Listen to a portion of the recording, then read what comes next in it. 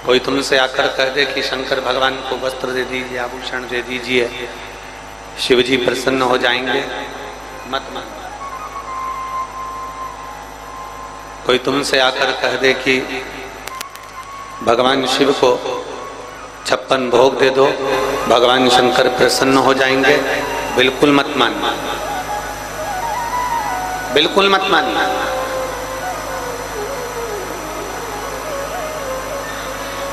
धन से, दौलत से, पन भोग से, तुम्हारी प्रॉपर्टी से, तुम्हारी दुनिया की धन दौलत सत्ता से मेरा शिव कभी प्रसन्न नहीं होता, मेरा शंकर कभी प्रसन्न नहीं होगा। अगर शिव को प्रसन्न करना है तो शंकर को धन मत दो, शिव को प्रसन्न करना है तो तुम्हारा सोना चांदी हीरा पन्ना शंकर को मत दो। शिव को प्रसन्न करना है तो इतना जरूर करो, अपना दिल, अपना हृदय, अपना चित्त, अपना मन, अपनी बुद्धि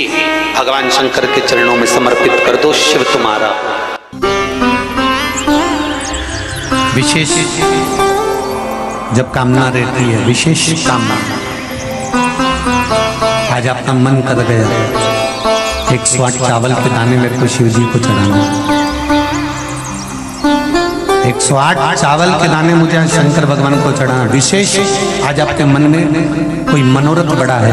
कोई कामना बड़ी है और बाबा से आपने विनती करी कि मेरा ये कार्य अटक रहा है, आप पूरा करोगे, मुझे विश्वास है। 108 चावल के दाने चढ़ाना है। आपने चंदन लगाया, हाथ की हथेली पर 108 चावल के दाने जो घर से गिनकर लेकर गए हो उसको हथेली में रखा। एक एक चावल का दाना नहीं चढ़ाया, हथेली में रखकर जो विशेष कामना,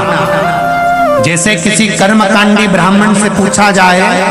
पूजन होने के बाद में विशेष अर्घ दिया जाता है, विशेष अर्घ।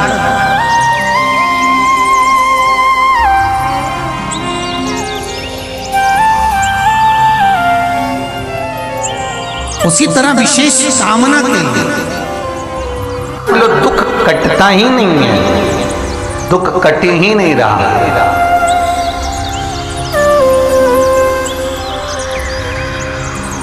मान लो कोई ऐसा दुख आ ही गया कि वो कटने का नाम ही नहीं ले रहा,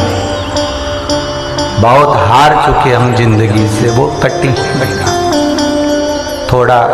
ठीक होता फिर दुख आता, फिर ठीक होता फिर दुख आता। तो शिव और शक्ति का स्मरण करो। बेलपत्री के पेड़ के नीचे जब भी घी का दिया लगाने जाओ तो 2 बाती एक ही दिए के अंदर, एक चावल का दाना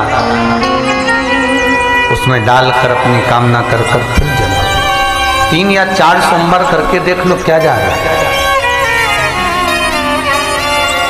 अगर मान लो कोई दुख ऐसा है कि वो कटने का नाम ही नहीं ले रहा है, कट ही नहीं रहा है, कभी कुछ तकलीफ, कभी कुछ, बाबा का, शिव और सती का, शिव और पार्वती का, शिव शक्ति का, शिव अन्नपूर्णा का स्मरण कर लगाओ। जैसे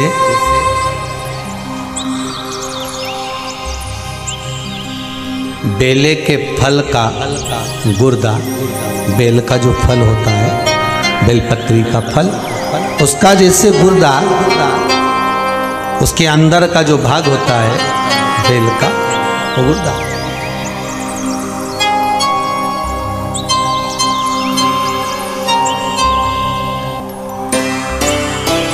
उसको अग्नि में जलाकर उसकी भस्म तैयार कर छान कर जब आपके यहाँ विद्वान ब्राह्मण शिव जी का अभिषेक कराते हैं, पूजन कराते हैं, तो उसमें लिखते हैं पूजन के साहित्य में बेलपत्री, धतूरा, दुर्वा, ये उसमें नीचे लिखेंगे भस्म। लिखते कि नहीं लिखते? लिखते हैं ना, भस्म अभिषेक में चाहिए रहे। तब उस भस्म का थोड़ा सा भी भाग आप अगर शिव को समर्पित कर रहे हो तो ये जान लें कि शंकर मनवांछित फल प्रदान कर रहे हैं, शिव फल प्रदान कर रहे हैं।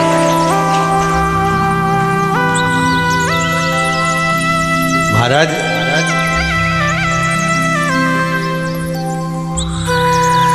बेलपत्री के वृक्ष के नीचे बैठकर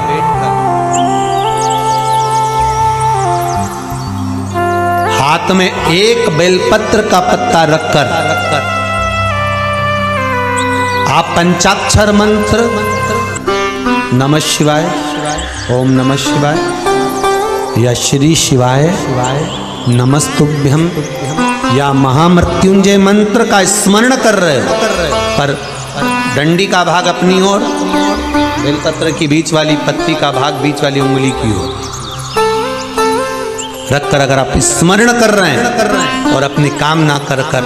बेलपत्री के वृक्ष के नीचे बैठकर उस पत्ते को सम्मुख रखकर बाबा से विनय कर कर एकांत में उस बेलपत्री के वृक्ष की छांव में, बेलपत्री के वृक्ष की छांव आप कामना कर कर उस पत्ते को शंकर भगवान के ऊपर समर्पित कर रहे हैं, तो ये जान कर रखें कि पार्वती और शिव का मिलन करवा रहे हैं और अपनी मनवांछित फल कामना पूर्ण करवा रहे हैं। क्योंकि शिव और पार्वती का जब मिलन होता है, शंकर पार्वती जब एक दूसरे के सम्मुख में होते हैं, शिव और पार्वती जब एक दूसरे के सामने अपने बच्चों के कारण एक दूसरे के सम्मुख में आते हैं, तो उनके चेहरे पर प्रसन्नता का भाव आ जाता है। फल मनवांचित फल की कामना आप जिस कामना के लिए कर रहे हैं, विवाह के लिए, नौकरी के लिए, सर्विस के लिए, व्यापार के लिए, रोग मुक्ति के लिए, आप जिस कामना से कर रहे हैं, बस उससे कह कभी सोमवार का दिन हो, क्योंकि शंकर जी को सोम प्रिय है, सोमवार का दिन चंद्र का बाद शिव जी को प्रिय, शिव जी को प्रिय है। दुकान पर 24 घंटे बैठो तो व्यापार नहीं होता, घर में लक्ष्मी नहीं टिक रही हो, पैसा नहीं आ रहा हो, तो बड़ के पेड़ के नीचे, पीपल के पत्ते के ऊपर, बड़ के पेड़ के नीचे की मिट्टी को गीला कर कर पीपल के पान पर, पीपल के पत्ते पर एक शंकर जी के शिवलिंग का निर्माण करो। क्या बनाना? शंकर भगवान का शिवलिंग, शिवलिंग बनाकर उसकी बटकेश्वर महादेव के नाम से पूजन करो। 7 बार कच्चा दही चढ़ा दीजिए, उस दही को थोड़ा सा चम्मच में उठा लीजिए, उस दही को लाकर जहां तुम्हारा व्यापार है, जहां तुम कमाने के लिए बैठते हो, दुकान पर बैठते हो, उस दुकान पर उस दही से स्वस्तिक बना दीजिए और इस पीपल के पत्ते पर जो बटकेश्वर महादेव का तुमने निर्माण करा है, इसको ले जाकर विसर्जन कर दीजिए। आपकी दुकान 3 महीने के अंदर धड़ाके से चलना प्रारंभ हो जाएगी,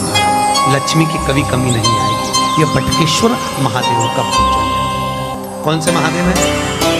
जम के बोलिए, बटकेश्वर। स्कंद पुराण कहती है, जिस व्यक्ति पर कर्जा बहुत ज्यादा मात्रा में हो जाता है और कर्जा चूकता नहीं है, आप बहुत प्रयास कर लिए, करोड़ों रुपए का कर्जा हो गया, यहाँ से लिया वहाँ दिया, वहाँ से उठाया वहाँ दिया, वहाँ से उठाया वहाँ दिया, तो निवेदन है कभी मौका लगे कर्जा मुक्ति के लिए सारे वृक्षों में अगर कोई श्रेष्ठ वृक्ष माना गया है तो वो बट का वृक्ष माना गया महाराज। इसलिए प्रशासनिक कार्य के लिए, मानसिक टेंशन में, परेशानियों में बटकेश्वर महादेव का स्मरण किया जाए।